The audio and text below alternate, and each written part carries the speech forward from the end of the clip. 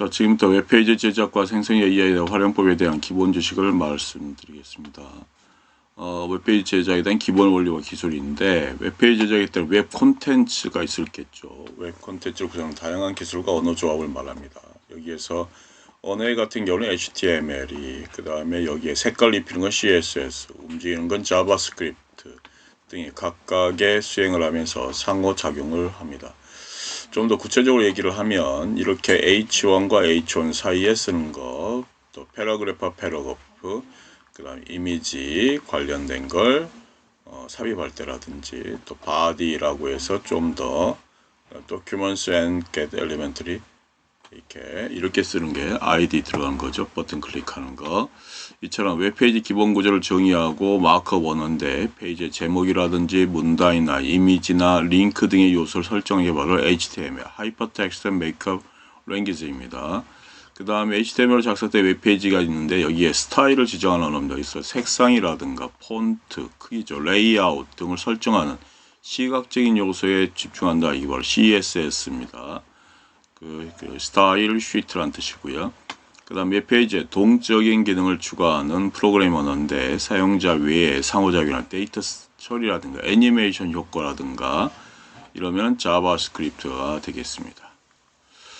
또 웹페이지 구조에서 웹페이지는 기본적으로 HTML하고 CSS, 자바스크립트 세 가지 요소로 구성되는 각각 웹페이지의 콘텐츠, 그 다음에 스타일, 동작이라고 정의하면 되겠어요. 먼저 HTML로 보면 웹페이지의 기본 구조를 정의하는 거예요. 웹페이지 모든 콘텐츠 요소를 정의하고 구조하는 거, 뭔가 내용적으로 만드는 게 바로 HTML이다 생각하면 돼요. 예를 들면 페이지의 제목이라든가 문단, 이미지, 링크 등의 요소를 설정을 해서 사용자 웹페이지를 이해하고 탐색할 수 있도록 좁습니다. 예를 들면 어떤 웹페이지에 최상의 제목을 쓴다 그러면 H1, H1의 제목을 씁니다. 그래서 웹페이지에 우리의 멋진 여행 블로그라는 블로그 주제를 한눈에 볼 수 있죠. 문단을 정의해서 텍스트 내용을 포함하는 것은 패러그래프와 또 셔 패러그래프 사이고요. 또 이 안에 이제 예를 들면 여행의 첫 번째 목적지 파리에 대해서도 이번에 들어갑니다. 이 내용이 들어가면 이렇게 패러그래프를 쓰는 거죠. 그 다음에 이제 이미지 같은 경우에 이미지 요소를 산입하려고 합니다. 그러면 src 속성은 이미지 파일이 있는 경로를 지정하는 거예요. 이 부분이 이미지 파일이 있는 경로를 지정하는 겁니다. alt 속성은 이미지 자체에 대한 설명을 얘기하는 어떤 설명이다. 우리가 그림을 있을 때 밑에다가 캡션을 해가지고 설명하죠. 그와 똑같습니다. 자, 특정한 이미지를 삽입할 때 사용을 하고 있습니다. 예를 들어서 그 파리의 사진이 있으면 이 사진을 이미지로 삽입을 하죠. 그리고 이것은 파리 에펠탑입니다 라고 쓰는 거죠. 파리의 이미지를 보여주고 그 이미지가 로그되지 않을 때 설명을 제공하는 겁니다. 그 다음에 이제 CSS인데, 이렇게 HTML 작성된 웹페이지가 있고 이 스타일을 지정하는 언어인데, 이것은 웹페이지의 시각적 효과를 담당하는 데서 색상이라든가 폰트라든가 레이아웃 등을 설정하는 거여서 웹페이지의 디자인과 어떤 경험을 얘기합니다. 즉 전체 웹페이지의 배경색, 전체 웹페이지의 배경색을 연한 파란색으로 설정하고 싶다. 이 말은 라이트 블루가 되겠죠. 라이트 블루. 어떻게 합니까? 바디인데 백그라운드 컬러를 얘기를 하고 있죠. 이렇게 웹사이트 전체의 느낌을 부드럽고 편안하게 만들기 위해 사용된 겁니다. 블로그 배경을 위한 파란색으로 설정한 하늘을 연상시킵니다. 그 다음에 제목 요소의 글자 색깔을 네이비로 바꾸고 크기를 24픽셀을 받습니다. 그러면 사이즈는 24 픽셀로 가고, 어떤 컬러는 네이비로 갑니다. 폰트는 이런 식으로 해서 이게 H1 안에 있는 어떤 글자가 있고 여기에 대한 여러 가지 스타일을 넣는 겁니다. 그래서 이러한 우리의 멋진 블로그라고 하는 게 있을 때 네이비색으로 강조되는 주목을 끌게 됩니다. 그러니까 글자 색깔을 바꾸는 거죠. 그 다음에 웹페이지에 동적 기능을 이렇게 부여하는 것인데, 자바스크립트는 사용자 입력을 처리하고 데이터 변화를 반영하는 거죠. 애니메이션 효과를 추가할 수도 있습니다. 더욱 생동감 있게 만드는 거죠. 예를 들면 이러한 특정 아이디를 가진 버튼이 있고요. 특정 아이디를 가진 버튼, 마이 버튼이 있고 클릭되었을 때 클릭을 했어요. 이때 경고창을 띄우는 기능을 구현하고 싶다. 경고창 띄우는 기능 이런 겁니다. 그래서 마이 버튼을 누르게 되면 얼러트 경고창 버튼 클릭이라고 하는 경고장을 띄웁니다. 얼럿이라는 경고장을 띄우는 거죠. 그래서 도큐먼트 내 문자에 get element by 이렇게 id를 때리게 되면 id 명칭은 이거고요. my 버튼이 되어 있고 여기 넣으면 클릭이 되면 어떤 게 뜨냐면 자동적으로 얼럿 그래서 경고창을 띄우게 됩니다. 실제 이제 특정 점을 알리기 위해서 사용되는데 예를 들면 my 버튼 근데 버튼을 클릭하면 my 버튼에 대해서 버튼 때려서 클릭을 하게 되면 버튼 클릭이라는 메시지가 경고창으로 뜹니다. 버튼 클릭입니다. 지금 잘못 누르면 안 돼요. 잘 보세요. 이런 것 상호작용을 통해서 웹페이지에 동적인 기능을 추가하는 겁니다. 주요 주제에서 이제 사용자 인터페이스 디자인이라든가 반응형 웹 디자인이라든가 접근성을 포함하는 겁니다. 그래서 사용자가 웹페이지와 상호작용하는 방식을 설계하는 과정을 사용자 인터페이스 디자인이라고 그러는 거예요. 직관적이고 사용하기 쉬운 UI를 만드는 거, 인터페이스 만드는 거고요. 다양한 화면 크기나 해상도에 맞춰 웹페이지가 자동으로 조정되는 기술. 이것은 뭐냐면 반응한다 이 말이에요. 반응형 웹 디자인을 지가 반영하는 거죠. 그래서 이 부분은 뭐냐 스타일이 조절 바뀌는 거 있죠. CSS 미디어 퀄리를 사용하고 구현합니다. 모든 사용자 웹페이지에 접근하고 이용할 수 있도록 설계하는 모든 사용자가 접근하고 사용합니다. 그래서 색상 대비 텍스트 대체 키보드 내비게이션 등을 고려해서 접근성을 높입니다. 이렇게 이런 부분이 있습니다. 그래서 이제 사용자 인터페이스 디자인 같은 경우 사용자 인터페이스 디자인, UI 디자인은 사용자 웹페이지와 상호작용하는 방식을 체계적으로 설계하는 건데 웹페이지 모든 인터페이스 요소를 포함해 사용자 웹페이지를 어떻게 탐색하고 정보를 차곡차곡 수행하는지 사용자가 웹페이지를 어떻게 탐색하는지 정보를 어떻게 찾는지 작업을 어떻게 수행하는지 결정합니다. 그래서 디자인의 핵심은 직관적이고 사용하기 쉬운 인터페이스를 만드는 것인데요. 사용자가 웹페이지를 방문했어요. 딱 방문했었을 때 복잡한 것이 필요한 정보를 쉽게 찾는 거 눈에 잘 띄게.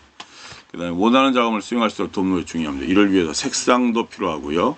눈에 잘 띄게. 레이아웃도 눈에 잘 띄게. 버튼이 있는 것도 눈에 잘 띄게. 아이콘도 마찬가지. 폰트 등도 있고 이러한 이유 신중하게 계산해서 넣는 거죠. 신중하게 고려하는 거죠. 효과적인 UI 디자인은 사용자의 유저 익스피리언스 유저 경험을 향상시킵니다. 예를 들어 구글의 검색 페이지 매우 직관적인 UI 디자인이 좋은 사례죠. 구글을 볼까요? 사용자는 크고 명확한 검색 상자가 있죠. 키워드를 입력합니다. 검색 버튼을 클릭을 하면 결과가 나오죠. 페이지에는 불필요한 요소가 전혀 없죠. 필요한 기능이 명확하게 배치되어 있죠. 사용자가 쉽게 이용하고 사용할 수 있습니다. 이처럼 간결한 디자인이 사용자의 긍정적인 경험을 제공합니다. 반응형 웹페이지인데요. 리스폰시브 웹 디자인인데 다양한 화면 크기, 해상도에 맞춰서 웹페이지가 자동으로 조정되는 기술을 말합니다. 즉 우리가 모바일 기기로 갔을 때, 태블릿으로 갈 때, 데스크톱 등으로 갈 때 다양한 디바이스가 있어요. 그럼 저절로 이러한 웹이 크거나 작아지거나 최적의 사용자 경험을 제공하기 위해 필수적인 요소를 말합니다. 이때 이게 크기나 해상도에 맞춰 웹페이지가 자동적으로 조정되는 겁니다. 이게 사용한 것이 다양해짐에 따라 사용자들은 여러 종류의 기기를 통해 웹사이트를 접근하게 되죠. 이때 반응형 웹 디자인을 통해 가지고 다양한 화면 크기에 맞춰 콘텐츠가 자동으로 조정되도록 설계되어 있습니다. 그래서 이러한 디바이스가 모바일 기기든 태블릿이든 데스크톱이든 일관된 경험을 제공하게 돼요. 이때 쓴 게 바로 CSS 미디어 퀄리를 사용합니다. 특정 화면 크기에 따라서 스타일이 조정될 수 있도록 그래서 레이아웃도 바뀌고 이미지 크기도 바뀌고 글꼴 크기도 저절로 조정되게 됩니다. 다음과 같은 CSS 코드가 되겠습니다. 미디어 맥시멈 위드 그래서 어떤 폭이라든가 컨테이너 조건들 칼럼 열들 이런 걸 얘기합니다.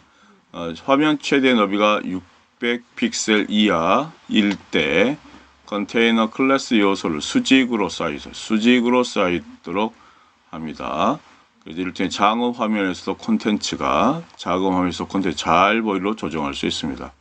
모바일 기기에서 웹사이트를 방문했을 때 콘텐츠가 좁은 화면에 잘 배열되기 쉽게 읽을 수 있고 탐색할 수 있다는 것이 바로 이렇게 CSS에 관련돼서 코드입니다. 접근성입니다. Accessibility. 모든 사용자가 웹페이지에 접근하고 이용할 수 있도록 설계해야 됩니다. 그러니까 이것은 웹페이지를 만드는 설계의 세 가지 원칙인 것입니다. 그래서 장애인이나 노인이나 장애인도, 그러니까 노인도 다양한 기술적 환경을 가진 사용자들도 쉽게 이용할 수 있도록 돕는 거죠. 웹사이트는 다양한 사용자들이 이용할 수 있어야 되고 접근성을 고려해야 됩니다. 접근성 디자인의 핵심 요소는 색상 대비, 텍스트 대책, 키보드 내비게이션 등이 있습니다. 시각적으로 약한 사용자들을 위해서 충분히 색상 대비를 제공해야 되고요. 이미지에 대한 대체 텍스트를 추가해야 되고, 시각적 요소를 이해하지 못하는 사용자, 시각적 이미지를 잘 이해하지 못해. 그러면 글자로서 정보를 전달해야 되고, 마우스를 사용하지 않든 마우스가 없어요. 그러면 키보드만으로도 웹사이트 탐색이 있도록 설계하는 게 중요하다. 그래서 여러 가지로 접근성을 높이는 게 좋겠다. 웹페이지 이미지에 대한 대체 텍스트를 추가할 수 있습니다. 그러면 이미지를 삽입하는 거죠. 설명으로 들어갑니다. Alt 속성은 이미지가 무엇을 나타내는지 설명을 합니다. 만약 이미지가 로드되지 않거나 스크린 리더를 사용하지 너무 속도가 낮아서 이미지가 잘 안 떠요. 스크린 리더를 사용하는 사용자가 접근할 경우 이건 텍스트만이라도 올라갈 수 있게끔 써줍니다. 이 말이죠. 그래서 모든 버튼과 링크는 탭키로 접근할 수 있도록 설계하고, 그 다음에 모든 링크와 버튼이 있습니다. 링크나 이런 버튼은 마우스가 없는 경우에 접근을 못하니까 탭키로 접근할 수 있도록 설계하는 거죠. 그래서 장애인 사용자가 웹사이트를 쉽게 탐색할 수 있도록 해야 합니다. 이처럼 웹사이트의 포괄성과 모든 사용자 정보에 접근할 수 있도록 보장하는 게 바로 이렇게 접근성입니다.